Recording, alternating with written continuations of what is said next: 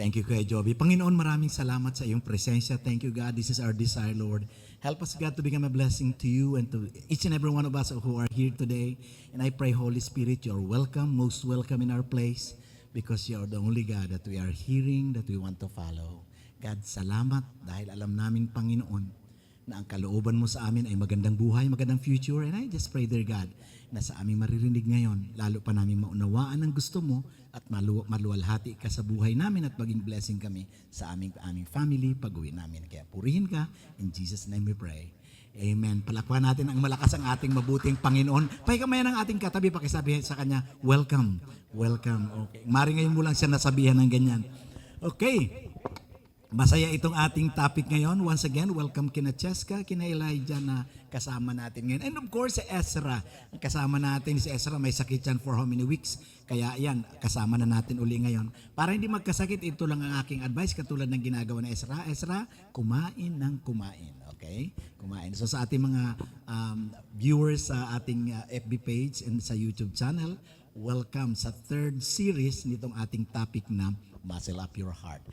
Okay? Maganda ito dahil kaiba na naman itong direksyon ni God sa atin ngayon. Dito sa atin sa 211 Ministry, isang oras lang service natin kasamang worship and lahat na naando na, then hindi kayo masyadong, kung may mga lakad kayo, madaling mapuntahan. Kaya lang ang encouragement ko sa inyo, pag may sinabi sa inyo si God, then do it dahil naandyan ang blessing mo, naandyan ang protection mo at ikagaganda ng buhay ninyo. Okay? Let's go to the topic for this month of February, Muscle Up Your Heart. Sa inyo kahapon na nag-date, puro ang haba ng pila kahit sa cashier ng restaurant, ng malls. Kaya sa amin sa bahay na lang kami. Nag-date ba kay Felix gabi? Kahapon? Hindi, sa bahay lang. Pinadeliver na nyo lang lahat doon. May natira pa ba? Punta namin. Kami matulungin naman kayo kapag may natira. Minsan ang iba naman, sobrang pa-deliver naman, hindi naman nakakain. Kaya, walang rider. O, tawagan nyo kasi kami, nandito lang kami. So sa inyo na mga nasa online, kapag mayroon pa natira sa inyo, andito din kami. Okay, Muscle Up Your Heart. Third series of the for the month of February. So ano ibig sabihin ng muscle up your heart? Simple lang. Itong pinag-uusapan natin, strengthen your heart. Why? Kapag mahina ang puso mo, kapag walang muscle ang puso mo, alam mo ang kalagayan mo, mahirap lumakad, mahirap i-deal ang mga issues sa buhay. Okay na ba ito? Is this working? Ayan.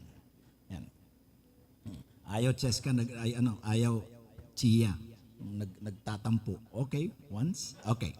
So anong purpose nito? Once again, lagi nating pinag-uusapan, may purpose tayo dapat dito para pag-uwi natin, alam natin ang bawat isa sa atin kung paano natin i-apply ang salita ng Diyos. So ang purpose natin is simply to explore the biblical heart, its nature, and understand why God looks at the heart according to 1 Samuel 16:7. So we can train and muscle up or strengthen our hearts for the kingdom of God's purposes. So gusto kong intindihin natin dito, maintindihan natin na God is looking at your heart. God is looking at our hearts. Hindi siya nakatingin sa gandang ginagawa mo, sa iyong kabaitan, sa iyong kabutihan, sa iyong mga good works. Nakatingin siya sa motive kasi pwede akong tumulong sa iyo dahil meron akong plano. Pwede kitang i-bribe, ang tawag dyan, bribery. Kaya ang iba nakafocus sa, ano kayo may tutulong ko, ano magagawa ko? Start from the heart. God is looking at the heart. Ngayon, pag pinag-usapan natin ang heart, ito, dinidil natin ito kasi bihira ito mapag-usapan. Ang pinag-usapan sa Bible, the Old and New Testament, the heart or spiritual heart in the Bible does not refer to the organ that pumps blood into our cardiovascular system. Hindi ito yung pumping na muscle sa puso natin. Naglalabas lang ng blood yan, nagbabalik, umiikot-ikot lang sa katawan na yan, pero hindi siya ang heart. The same with the Philippines. Meron tayong, the heart of the Philippines is, ano bang heart ng Philippines? Marinduque yata. So makita mo, nagpapamba ng heart yan? So ginagamit ang heart, hindi lamang sa kurting hugis ang puso o naglalabas ng blood. Iba ang sinasabi ng Bible. And the spiritual heart na sinasabi ng Bible, itong pinag-usapan, this is my desire. Okay, pinakanta ni Joby kanina, to honor you God, na itong mga desire ng puso natin mapunta sa Kanya. So pag the spiritual heart is the inner core of a person, encompassing the mind, the thoughts, the thinking process. Parang ang layo yata. Affections, emotions, desires, and will. Ito yung Kapag ang will, ang nilalaman niyan, choices and your character, not just the physical pump. So pag pinag-usapan natin ito, itong tanong ko ngayon, paano natin mapapatunayan sa Bible na ito ay hindi physical pump na binabanggit dito? Ito ay heart na iba sa sinasabi ni God. Mayroong ginamit si JR last week, si Kuya Jay, sa kanyang preaching, na si God tumitingin sa puso. Hindi dun sa ginagawa mo. Kasi ang ginagawa natin, ito ay outward manifestation ng pita ng ating laman, ng ating puso. Okay.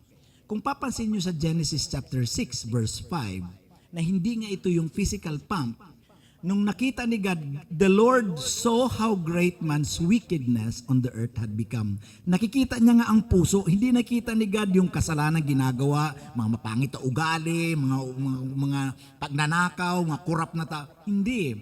The Lord saw how great man's wickedness on the earth had become. So yun ang tinitingnan niya. Dito kasi ang wickedness nagsisimula. Yung outward manifestations ng ugali natin, iyan ay binubukas kasi, nilalabas na lang ng bibig mo. Kasi iyan ang pinasok mo. Okay, tuloy natin. And that every inclination, ang bawat hilig ng iyong, of the thoughts of his heart, pansinin niyo paano maintindihan, yung pag-iisip ng aking puso. Sandali. Pwede ba yung pag-iisip ng aking puso? Dalawa ba yan? Magiging dalawa, nakakalito. That every inclination of the thoughts of his heart was only evil all the time. So ito ay talagang, ito yung inner core mo, spiritual heart mo. Ito yung kaluluwa mo. Hindi ito yung blood pumping to your bloodstream. Yung thinking pattern natin, maaring tumitingin ako kay Cheska, tumitingin ako kay Elijah, na mabait ako, nakangiti ako, pero Elijah, deep inside of my heart, meron akong bad motive. Kaya marami sa atin na scam eh. So ang idea dito, ang point dito na, hindi pala ito yung thinking pattern, hindi ito yung puso natin na tumitibok ngayon. Kundi ito yung thoughts of the heart na sinasabi ni God. Kaya kung ilalagay mo yung heart as the pumping system ng ating katawan, hindi mo maintindihan pag dumating ka dyan sa verse na yan. Yan ang reason kung bakit ginunaw ni God ang sanlibutan. Hindi sa nakatingin Marisa Banji sa ginagawa mo. Resulta na kasi yung mga sinasabi ko ngayon, resulta ito kung anong inipon ko sa loob. Kapag nag-ipon ka ng sama ng loob, lalabas yan. At pag lumabas yan, hindi mo na magugustuhan ang ilalabas yan. The thoughts of his heart. So, nakita niyo ito, may pag-iisip may pag-iisip ang ating puso. Kung paano yan, so dadandahanin natin. Yan ang series natin for this month. Na ngayon, ang mundo, busy sa Valentine's Day, it's about the heart. Akala nila yung puso na yan. Actually, yung sineselebrate nila na Valentine's heart, ito hindi yan. Ang sinasabi actually ng Bible, yung pagka-design ni God, is your inner core. So, tapusin na natin. Burado na itong series number 1, build a tough heart. Palakasin mo ang puso mo. Kasi dyan nagmumula maging yung mga pag-aaway, kaguluhan sa bahay, maling relasyon, corruption. Mahina kasi ang puso. At yung puso na yan, nanggagaling dito sa loob, sa iyong inner core. Then guard, yung sinare ni Kuya Jay last week, guard your vulnerable heart. Vulnerable, sabi ni Maylin, marupok, mahina. Kaya may kanta tayo, ang tao'y marupok. Bago ilalabas pa lang yan. Alam nila dyan eh, yung bagong kay daling lumimot sa Diyos. Ano kadugtong ng Janat? Kasabayan mo yun, di ba? Kasabayan ni Marisa. Yung kakabataan. Sige, guard your vulnerable heart. I-guard mo yan kasi pag hindi mo i-guard yan, kaya nga tama ang kingdom principles na you have to rule in your life. You have to subdue first itong iyong heart kasi kapag hindi mo isinabdo yan, ikaw ang kukontrolin yan. At ito paalala ha, ikaw ang kabuuan mo, ang ikaw o dapat nagkukontrol ng sarili mo, hindi yung every part ng iyong katawan. Then today, series number 3, work out contaminated heart. And next week, tapos ng February, Marso na. 34 ka na, Banji.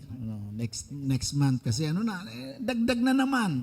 So hindi mo ito mapipigil, talagang dumadami tayo. Kaya ako po tumigil na ako kakulay ng buhok ko. Talaga hindi maiwasan. Umiitim talaga yung buhok ni Felix kahit anong gawin natin. Alam mo ba yun, Erlyn? Umiitim talaga. So, let's talk about contaminated heart.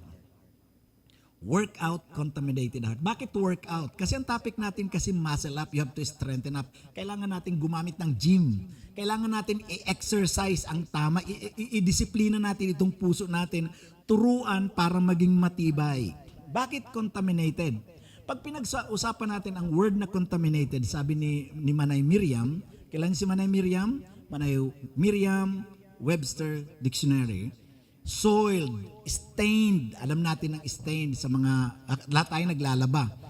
Corrupted or infected by contact or association. By associating sa polluted things, sa marumi, pwede ka din ma-assassinate. O di ba connected connected, di ba tama, di ba? So, yan kaya minsan si Nicole tumatawa. Yan nakalagay yung Nicole, tama yan. So, contaminated means having been impure by exposure to or addition of a poisonous or polluting substance. Kapag ikaw ay na-pollute, ikaw ay nalason, contaminated na ang iyong sistema. At alam natin, pag contaminated ang iyong sistema, malaking problema yan. Kahapon, nag-mountain, siyempre, biking talagang aking exercise, at ang kasama ko, contaminated ang tiyan. Ang goal namin ay BGC lang, papunta ng MOA at mag-ikot sa MOA, pero hindi na kami nakarating sa MOA hanggang BGC lang. Kailangan na namin umuwi kasi contaminated ang tiyan.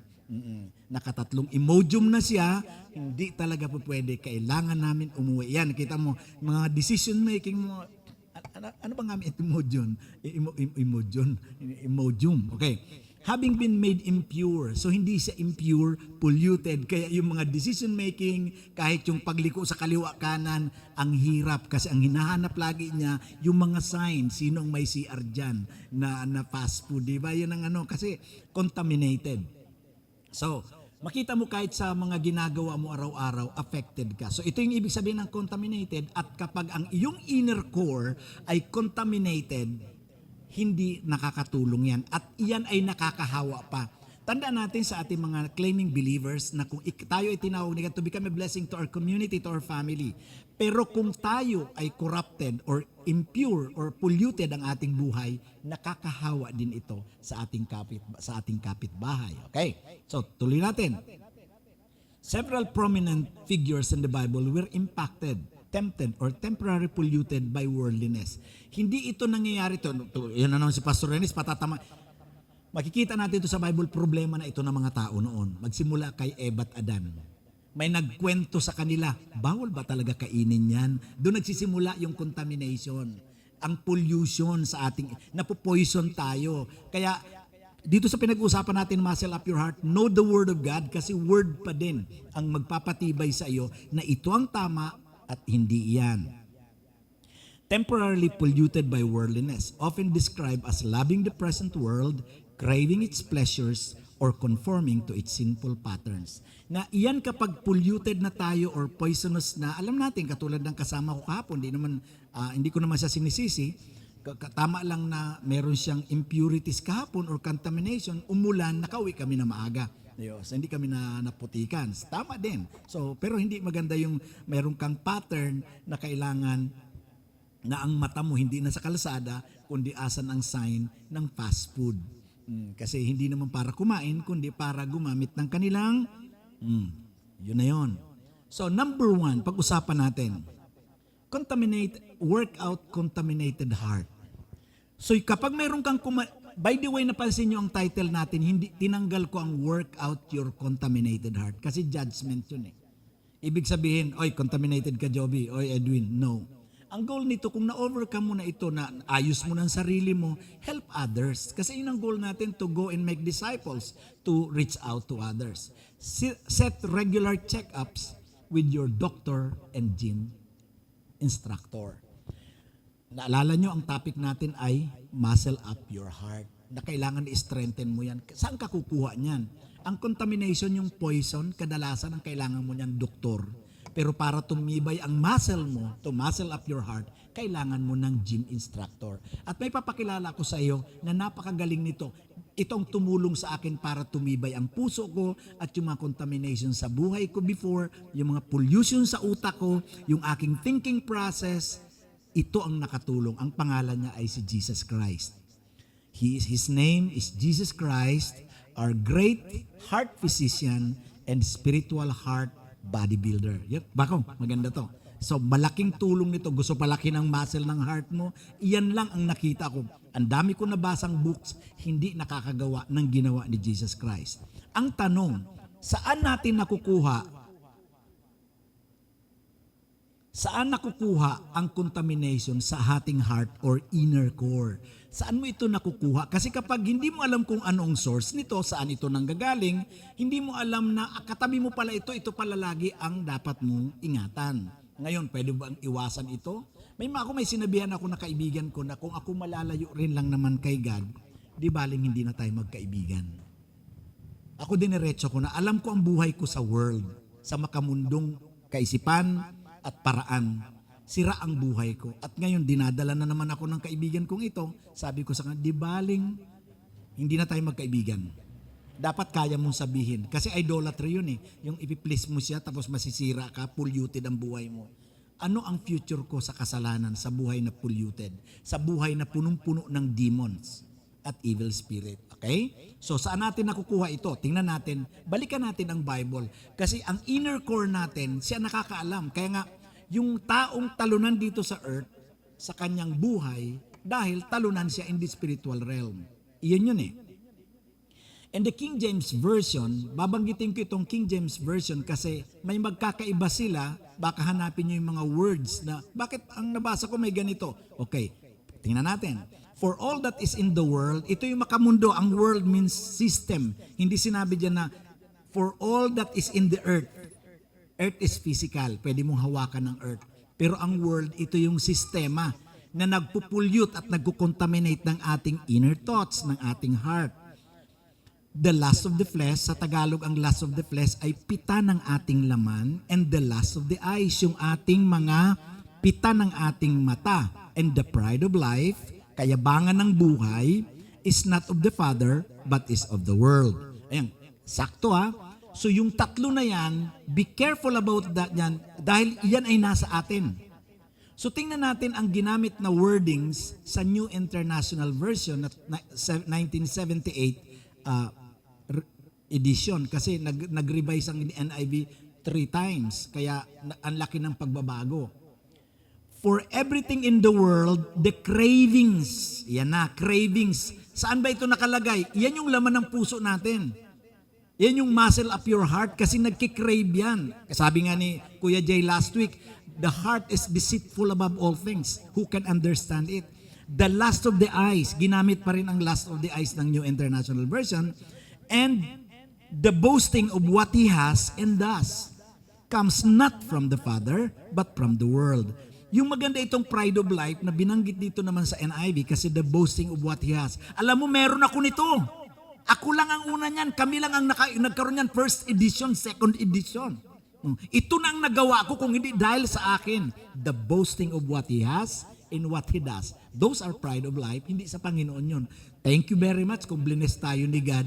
Pero kapag nag-boast tayo, dinigrade mo yung tao kasi may mga taong nag-struggle, paano ka nagkaganyan? Rather than i-boast natin, sabihin natin na ganito lang yan. Si God ang nag-provide sa atin yan. So meron tayong napansin na 3 contaminants na nangyayari sa tao. Number 1 is the cravings of sinful man or the lust of the flesh. Itong flesh, itong katawan natin. The lust of the eyes. So be careful. At ang mabigat ngayon na kalaban natin ang nakalagay sa cellphone. Ang cellphone walang kasalanan, neutral siya. Pero ikaw na nagsaswipe, alam mo kung saan ka pumipindot at nagsaswipe, at the lust of the eyes will contaminate you. Okay? And the pride of life. Simulan natin. These are not from the Father, sabi sa Bible. Hindi galing yan sa Father. Ang gusto natin, di ba? Ang calling sa atin is, Thy kingdom come, your will be done on earth, your will be done as on earth as. Yun yung will ng Father, yung kanyang will, ang kanyang kalooban. Kaya pag sinabing hindi sa akin yan, tapos sinasabi ko, ako pastor, ako Christian, pero ang ginagawa ko hindi sa Father, ako mismo nagsasabi ng confusion. I'm confused. I'm not obeying Him, pero I'm saying I'm a follower of God. Sinong pinapalo mo? Dalawa lang ang sinusundan natin dito sa earth na spirit, Holy Spirit and the evil spirit. Okay, kaya wag mo nang patulan nang di ka matulad sa ating Bible example ngayon. Ang mga kasunod ditong ating mga points, lagi tayong may ginagamit na Bible example para makita natin na hindi ito problema ngayon, noon pa. Yung corruption noon pa yan. Sa Garden of Eden lang ang nagsimula yung contamination. Ang ganda-ganda ng ginawa ni God sa kanila, pero anong ginawa nila? Pinatulan nila yung temptation. Okay, simulan natin. Sinong example natin dito? Ipakilala ko sa inyo ito, si Lucifer. Si Lucifer ay hindi pangalan. Alam niyo kung hindi lang ito sumabit at mali ang pagkaintindi ng tao, gusto ko isa kong anak pangalanan Lucifer. Kasi ang ibig sabihin ng Lucifer ay perfect and beauty. Lahat ng gems. Ibig sabihin yung hindi ko nga alam, yung amethyst, ano yung mga ruby, jade, yung nakalagay sa kanyang dibdib, yan, lahat ng gems, yung mga, may mga gold kayo dyan, meron kayo mga kung ano nga pearl dyan. Si Lucifer kompleto, ibinigay sa right hand pa ni God yan. Pero ito, gusto ko makita niyo itong nilaglag ni God dahil doon sa three contaminants na nakasira sa kanya. Lucifer is not a bad name. Lucifer means, ayan, pinakita ko sa inyo, Ezekiel 28:12. Angel called perfect and beauty. Kaya dahil sa kanyang pagkasira, sa kanyang pride of life, pinalitan ang kanyang pangalan. Anong pinalit sa kanyang pangalan? Satan, dragon, destroyer, killer, stealer. Kaya yung mga corrupt, stealer, alam nyo na kung kanino nakapangalan. Kaya huwag kang gagaya doon. Yan ang ganun lang kasimple. Pinalitan ni God, si God ang nagbigay sa kanya ng pangalan yan, pero pinalitan ni God yan. Dahil hindi bagay sa iyo perfect and beauty, pero ang yung inner heart ay corrupt. Lucifer fell from heaven, not because of tempter, but by his own cravings, lust, and pride. Gusto ko iklaro dito sa inyo mga kapatid, lagi nating sinasabi na hulog na naman ako pagkakasala kasi tinempa ko ni Satan, tinempa ko ni Joby. Gusto ko iklaro sa inyo, bago pa magkaroon ng Satan, dragon, and tempter, si Lucifer nahulog na galing sa kanyang pride of life. Sa heaven, wala pang Satan. Wala pang nagkakasala. Yung sariling pitan ng kanyang desire, ng kanyang heart. Di ba walang tempter sa heaven before? Wala pang Lucifer, wala pang 1/3 na fallen angels. Wala pa, kaya may mga time na sinisisi natin si Satan, actually baka ikaw lang yan. Iklaro natin kung saan nanggagaling yan. Maaring may temptations lalo ngayon, pero gusto ko makita nyo itong example natin, nahulog sa pagkakasala sa sarili niyang temptations, sa kanyang lust of the flesh, lust of the eyes, and pride of life. Kung papansin niyo sa James 1:14, binanggit ito ni Apostle James, but each one is tempted when? Kailan? Kailan tayo natitempt? By his own evil desire. Pag alam mong kasalanan, violation kay God, that is evil desire, i-muscle up mo ng heart mo. He is dragged away and entice. Anong entice sa Tagalog? Nainganyo? Ibig sabihin, naakit mo na. Naakit na yung sarili mo doon sa iyong dinidesire. Kaya ikaw nahulog. Tama na may temptations, may evil spirit, pero tama din ang sabi ng Bible na baka galing lang sa iyo ito. At ikaw rin ang nagsisira sa sarili mo. So tingnan natin ito, si Lucifer. Tingnan natin ang verse sa Bible, huwag tayo magkwento lamang kasi mabigat itong belief system na ito na sinasabi ni God para maintindihan natin so that we can muscle up our hearts. Okay, how art thou fallen from heaven? Paano ka nahulog sa langit, O Lucifer, son of the morning? How art thou cut down to the ground, which didst weaken the nations? Bakit ko ginagamit ang King James Version at this point in time? Gusto ko iklaro sa inyo, kasi sa thousands na translation ng Bible, meron lang gumamit na 2 English Bible translation ng Lucifer. The rest hindi gumamit. Sa NIV hindi nyo makita ang word na Lucifer. Kaya kung bakit ginagamit ka, ang gumamit lang ng Lucifer sa lahat ng translations at kinuha nila ito sa Latin Vulgate, kasi dati nun, Latin lang ang Bible, kasi hindi lang maintindihan ang Hebrew and Greek. Okay. Ang gumamit lang na English Bible ay King James Version ng 1611 at Geneva Bible Translation noong 1599. At ang Latin Vulgate, yan lang ang gumamit ng word na Lucifer. Okay. So bakit ko binabanggit ito? Kasi si Pastor Benji sa Masbate pag-uwi ko, tinanong niya ako, Pastor Dennis, hinahanap ko sa Tagalog Bible, sa English Bible, hindi ko makita ang word na Lucifer. Diyan lang nakalabas. Okay, kung paano man yan, so tingnan natin. Kaya sa akin, wala akong problema kung anong translations. Kaya nga nagiging doctrine lang ang ibang mga denominations kasi dahil dyan sa mga wordings na yan. Samantalang kung babasahin ng Bible, isa lang naman istorya, is Kingdom of God, Kingdom of Heaven. Hindi na walang istorya nun. Kahit anong translation andon. Okay, tingnan natin sa NIV, ano yung kanina? First, Isaiah 14:12, the King James Version. How about sa NIV, ano nakalagay? How you have fallen from heaven, O morning star. Ayan, ang term dyan, morning star. Marami nagkakagulo niyan kasi pangalan din ni Jesus Christ yan sa Revelation. Ang morning star, nagbinanggit kay Jesus, bright and morning star. Si Lucifer, ang pangalan niya dyan sa Isaiah ay morning star lang. Son of the dawn, anak na madaling araw. Okay, kaya nagugulat kayo, bakit may mga tao ngayon merong midnight prayer and early dawn prayer? Kasi dyan yan nag-work habang natutulog kayo. Ayan, sa mga nag-aasap or ASAP. Okay, you have been cast down to the earth, you who once laid low the nations. Ngayon, iklaro ko lang sa inyo ito kasi tinanong din ako ng isang kasama natin, Pastor, bakit sa Bible ang sabi si Lucifer ay tinapon sa earth? No, tinapon siya sa air. Kaya sabi sa Ephesians 2:2, siya ay prince of the air.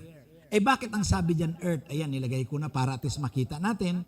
Air means the atmosphere surrounding the earth. We are the ones ruling here on earth. Kaya nga, si Lucifer or si Satan, ang dragon, hindi dapat siya nagro-rule. Kaya natin magkasagot, in Jesus' name, get out, squatter ka. Kami ang nilagay dito ni God sa earth. At ang nagsimula niyan ay si Adam and Eve. So kaya iklaro natin ang mga teachings natin sa Bible kasi marami magkakaparehas pero ang ibig sabihin iba. Okay, ulitin ko, dalawang English Bible lang ang gumamit ng Lucifer, the rest of the 1,000 translation, RSV, NIRV, ESV, English Standard Version, at maging ang Good News Translation, maging ang New Life application, walang ganyan. Okay? So klaro natin. Verse 13 sa NIV, you said in your heart, I will ascend to heaven. Gusto ko ipakita sa inyo rito, paano natin masasabi ang pride of life ni Lucifer? Iklaro nyo, yung pride of life, iyan yung laging sinasabi natin, ako. Kung di dahil sa akin, ako. Bilangin nyo yung word na I dito sa babasahin natin. At dyan nyo makita yung boasting of life niya. Okay, pakibilang ha. You said in your heart, saan sinabi ni Lucifer? Sa kanyang puso, sa pumping blood? No. Heart, the inner core, the spiritual heart, yung soul. I will ascend to heaven. Aakit ako sa heaven. I will raise my, pangilan na I. Nakita nyo yabang niya? I will raise my, kasi makikita nyo, ang lupit naman ni God, ba't tinapon niya si Lucifer, the perfect in beauty? Tingnan yung ginagawa niya. Galit si God sa kasalanan.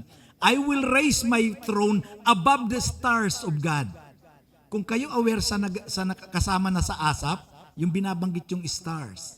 Alam ni Satan yan, yung star mo. Kaya meron din si God. So later on, paliwanag natin, I will raise up my throne above the stars of God. Tataasan ko pa si God. Galing niya. So, nakita nyo, ganito rin tayo. Actually, mga tao, ganyan din kasi yan na kinuha natin kay Satan. Pag may sinasabi si God na ayaw mo gawin, you are raising up above the stars of God. I will sit enthroned on the Mount of Assembly. Na para bang assembly, si God na nakaupo sa, ako dyan uupo, pang ilan ng ayan. Nakita niyo pride of life na yan? On the utmost height of the sacred mountain. Nakailan yung ay? Yan yung pride of life. 3. Ito pang-apat, I will ascend above the tops of the clouds. Yung pinakamataas, akong uupo dyan. Ito pang-lima, I will make myself like the Most High God. Galing no? Iyan si Lucifer. Kaya si tinapon sa heaven, gusto niya lamangan si God. Nakita mo na, ginawa na kita, na-create na kita, nagyayabang ka pa. At hindi bagay sa iyo yung perfect and beauty na pangalan. Kaya mga kapatid, kung ang bukang bibig natin ay meron ng lust of the flesh, kinain ka na ng flesh mo ang nasusunod na. Di ba? We live by faith and not by flesh. Kapag may cravings na yung faith ay yung mata mo. Kaya sabi ko nga sa inyo, nasa athletic ang aking sports, ang aking hilig. Nagma-mountain bike ako kung saan sa nakakarating. And usually, yung aking nilalaruan na arena ng aking bike, marami rin na nagja-jogging, ng iba talagang ang iigsi-igsi na. Na ngayon, alam mo, para at least hindi ako talunan, kung andito siya sa kanan, dito ako titingin sa kaliwa. Kasi ang magiging labas yan, nagdadrive ka ng yung bisikleta, lumilipad ng isipan mo. So first time ko mag-ride dito sa The Fort kahapon sa BGC, ganun din. Kahit na mas paigsian sila rito, mas mga sosyal ang tao sa BGC. Dito sa aming inikutan, ang pinakadulo is Marketplace, papunta rin. Hindi ko alam yung mga 11th Street, hindi ko kabisado, sabi ko, mas grabe pala dito. Which is yan, normal na lang na pangitain. Pero, okay, sabihin ko sa inyo, kung wala kang problema sa maigsing short at nakabra na lang na nagja-jogging, okay, no problem. Pero kung may struggle ka dyan, lust of the eyes, lumayo ka na. Ikaw ang nakakaalam, hindi ko sinasabi na isa lang ang standard natin. Hindi, kaya ko nga yan, pastor. Huwag mong ikaya-kaya sa iba, maaring problema niya yan. Kung maaring may lust of the eyes ka sa pera, na lahat na makita ang pera, iyo na. That is corruption. Nagnanakaw ka ng hindi iyo. Kasi ang lust of the eyes, hindi lang naman yung nakita ka ng mga bold dyan sa iyong cellphone. Pati pera. Pati tuwing nakita ka, Banji, nakita tayo, Felix, early ng tao na ganyan, ang dami na nating sinasabi, ang dami mo ng comment sa tao na nakita, wala maginagawa sa'yo. Hindi maganda yon. So tingnan nyo rito, set regular check-ups with your doctor. Anong sabi ni God and gym instructor, Jesus Christ, to avoid demonic contamination? Kasi ang taong contaminated ang utak, iba magsalita yan. Iba ang decision making niyan at pwede ka madala. At tandaan natin, sabi nga kanina ni Manay Miriam, Webster Dictionary, na ito ay because of association with those who are contaminated. Kaya kapag kasama mo talagang nag-imodium, talagang makita mo, mag-aamoy ka din. Kasi yan ang kasama mo. Okay? Okay ba sa inyo? Point number 1? Point number 2 tayo. Work out contaminated heart. Point number 2, set your spiritual heart within the boundary of His spoken word. Kung hindi sinabi ni God, wag mo nang patulan, wag mo nang dagdagan. Iklaro ko lang sa inyo ito, dito kadalas nag-aaway-away ang mga churches at nagtatampuhan. Okay, iklaro natin, dito sa 211 Ministries, kung ano lang sinabi ni God, doon lang tayo kung nasa Bible. Kung wala sa Bible, wag mo nang pakialaman. At wag na nating idagdag. Dahil may mga tao na a-attend ako ng church yan. Pag hindi ako pinansin ni Nikki, hindi na ako a-attend. Saan sa Bible yun? Pag hindi ako pinansin ni Nikki, hindi na ako a-attend. Sandali. Nagkasala ba siya kay God na hindi ka pinansin ni Nikki? Merong kaibigan na na-offend siya pag nakakita siya ng mga Christian na anong tawag nito? Nakapamewang. Kasi parang yabang-yabang. Sabi sa Bible, be humble. Ganun bang ibig sabihin ng be humble? Bawal magpamewang? Gusto ko iklaro ito sa inyo mga kapatid. Kasi kapag ipinilit natin ito ipasok sa church, magiging doctrine ito, dagdag ito sa Bible. Bawal ang nakapamewang kasi ang yabang. Ako nakapamewang ako pag napagpagod na ako. Pero meron tayong mga kasama at may mga Christians na sinabi talaga sa akin, pastor, na-offend ako kapag may nakita akong Kristiyano nakapamewang. Saan sa Bible na nagkasala ka, Joy, dahil nakapamewang ako, nakapamewang ka? Nakita nyo, we are adding words to the Bible. Kaya nga gagawin, ganun ba, na-offend ka ba, Alice? So gagawin natin yung bylaws ng church. Ayan na, nagdagdag na tayo. Kasi na-offend siya. Sino sa atin ang kapag gusto nyo lagi kailangan ang gupit ng pastor, kailangan katulad, dapat ang gupit ninyo parehas ni pastor. E paano kung vocal si pastor? Dapat ganun din kayo. Pati ikaw, Cheska, vocal ka rin dapat. Kasi kung wala sa Bible, wag na natin pakialaman, wag natin dagdagan ang Bible. Set your spiritual heart kasi nagiging contaminated ang heart natin na minsan ginagawa na, okay, pag dumating kayo dyan, kailangan ganyan, lakad yan, ganyan, kasi na-offend yan si Jeff. So kapag naglakad ka pa ganyan, so hindi nakaka-offend. Ano ba talaga? Meron ba talaga? Yung tinatawag na legalism. Ang churches ngayon, marami nag-aaway-away dahil sa gusto ko yan. Walang kaibahan sa sinabi ni Satan, I will ascend. Gusto ko ganito. Personal preference mo yan. Mga kapatid, wala nakalagay sa ang personal preference ni Dennis Baldeo, kailangan iyon ang gawin ninyo. Nagiging batas yun. Walang ganun sa Bible. Babalikan lang natin. Remember, contamination sa loob ng church, later on, ang hirap sundin ng tao. Mas madali pang sundin si God. Huwag na natin dagdagan. Kung hindi ka na kamayan ni Mia pagdating mo dito, hindi na ako attend dyan. Saan nakalagay sa Bible? Hindi ka ako nakamayan ni Mia. Yan yung mga dinadagdag natin, yung personal preference natin. Kaya kinaklaro natin as early as we can para makita natin, we are here to follow God, to obey God. Okay. Walang kaibahan yan, which is nagiging doctrine sa Bible. Pag hindi dinagdagan na kayong allowance, hindi nagpapasok. Galing. So anong kinalaman ng baon sa pag-aaral? Ilayo natin yun. Set your spiritual heart within the boundary of His spoken word. Boundary means a line that marks the limits of an area, a dividing line. Ibig sabihin, ang boundary na yan, hanggang dyan lang. Huwag ka nang lumagpas, huwag mo rin naman dagdagan. Boundaries helps to keep the good on the inside and the bad on the outside. O simple lang. Dapat nating maintindihan ang success ng bawat isa sa atin ay nasa loob lamang ng boundaries na ginawa ni God. Pag lumabas ka dyan, yan ay failure. Which is yung topic natin by March. Yung ginagawa na natin. Iklaro ko mga kapatid, hindi ka sinasakal ni God at hindi ko kayo sinasakal sa tinuturo ko sa Bible dahil may boundaries. Boundaries is simply sa iba tinatawag na bawal. Like for example, dinisign talaga tayo ni God na naka-boundary. Like for example, sabihin natin, merong isang tilapia. Nakakita na nagma-mountain bike. Nakita si JR nagbabike ng kanyang ganda-ganda forma. Naka-jersey pa si JR. Nakita ng tilapia. Sabi ng tilapia, magma-mountain bike din ako. Ang tilapia may boundary ka lang hanggang sa buhangin ka lang. Huwag kang lalabas dyan, mapiprito ka. Nakita nyo? Yung success mo hanggang doon lang kung saan ka dinisign ni God. Tama, maganda yung gwapo yung nagba-mountain bike, si JR, si Nas. Pero hindi mo na area yan. Tapos ito naman, yung eagle. Wow, gusto ko naman mag-scuba diving. Hindi mo, may boundary ka lang, hanggang air ka lang, huwag kang papasok doon sa loob. Tsugi ka doon. The same with us. Dinisign tayo ni God, hindi para sa kasalanan. Merong boundary para huwag kang makontaminate na pag lumagpas ka doon, you will not thrive. Kaya may boundary, bakit? Para yung good on the inside and bad on the outside. Huwag mong pagsamahin yan dahil pag pinagsama mo, tapos ka dyan. Okay.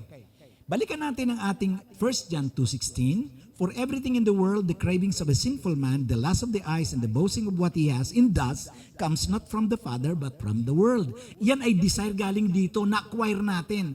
Yung ginagawa natin kung bakit marunong kayong hawak ng cellphone, dahil na-acquire natin yan, teaching of the world, yung ating assimilations or ang ating pakikitungo sa mga tao, natututo tayo. Nalaman mo na ganito pala yan. Si Elijah marunong ito, volunteer ng fire yan, kaya marunong humawak ng hose yan. Kadidikit dun sa mga bitbit ng mga bumbero. Anong bumbero sa English? Bomberman. Diba? Ganyan. Bomber, diba? Bomber. So, makita mo, tayo dahil wala tayong alam, pag hindi mo alam kung saan mo bubuksan yung tubig na yan. So, yung pakikisama mo sa iba, napupulot mo yon. Okay yung magagandang bagay na napulot natin sa iba, pero kapag bad things and violation kay God, it comes not from the Father. Mga kapatid, gusto ko lang makita natin ito. Setting boundaries and then violating them invites trouble in our life. Kapag sinabi mo, hanggat dito lang ako, pag Sunday mag-church ako, magbabasa ako ng Bible, mag-worship ako kay God. Pag sinabi may nakita ako dyan sa cellphone ko na alam ko violating kay God, ang aking mata, namamaga na, yung lust of the eyes, I have to stop that. Ako dahil nga ako mahilig ako tumingin ng mga cars, mahilig ako tumingin ng motorbike, mga big bikes, mountain bike, hindi nawawala yung mga model. Kaya pag naglalabasan na yung mga model ng cars, sinasara ko na ang cellphone ko. Why? Huwag mo nang antayin mahulog ka pa. Ay, ang ganda naman nito. Kaya kung ang bukang bibig mo, may kaibigan ako ganito, Pastor, ina-appreciate ko lang mga ang creation ni God. Ngayon, nag-i-enjoy ka dyan sa mga model ng kotse, nakatupis. Later on, ano kayang laman nun sa loob? Ayan, nag-grow lahat. Nagsisimula yan sa one. Kaya bago pa mag-grow, stop it. Bad on the outside, good on the inside. Ang good example natin dito sa part na nag-set siya sa boundary kung ano yung sinabi ni God, si Joseph the Dreamer. His dream na magiging leader siya someday, the message of God is more important to him than his temptation. Anong nangyari sa kay Joseph the Dreamer? Yung kanyang boss, ang ganda-ganda. Niyaya siya, ito na. Wala si boss. Pwede to.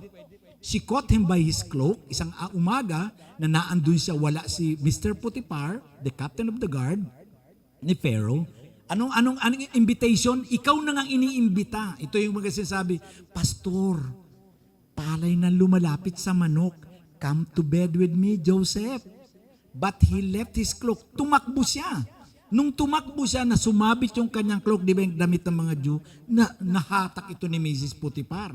Out of kahihiyan, itong batang to, gusto ko i-rape. Ayan, nakulong siya. Hindi niya naman kasalanan. Di bali paratangan ka ng kung ano-ano man, basta sa mata ni God, malinis ka. At alam natin naging resulta, siya naging prime minister ng Egypt during his time, no may trouble. Iba si God mag-promote. He ran because holiness is important than pride. Huwag mong palakihin ang pride of life. Wala kang future dyan. Nakita na natin, si Lucifer tinapon. Si King Saul tinanggal sa pwesto because of pride. Yung lust of the flesh, si Samson, yung kanyang lakas na wala dahil sa girl. Ano yung spelling ng girl? G-U-R-L. Girl. Yan si Samson. So be careful about that. Yan yung, kumbaga, kita mo, hindi mo alam niya, Joby, tingnan mo si JR, maraming alam yan. Lalapitan mo lang yan. Lust of the flesh, lust of the eyes, then cravings of the sinful nature. Mga kapatid, gusto ko lang itanong sa inyo to, saan ka kinakain ng sistema ni Satan, ng world? Dapat alamin mo yan. Kasi ang buhay, hindi maganda kapag si Satan ang nagro-rule sa buhay mo. Tanda natin, si Satan, pasira talagang buhay. Siya ang tinapon at nagkasala sa kay God na walang forgiveness. Impyerno talaga labas niya.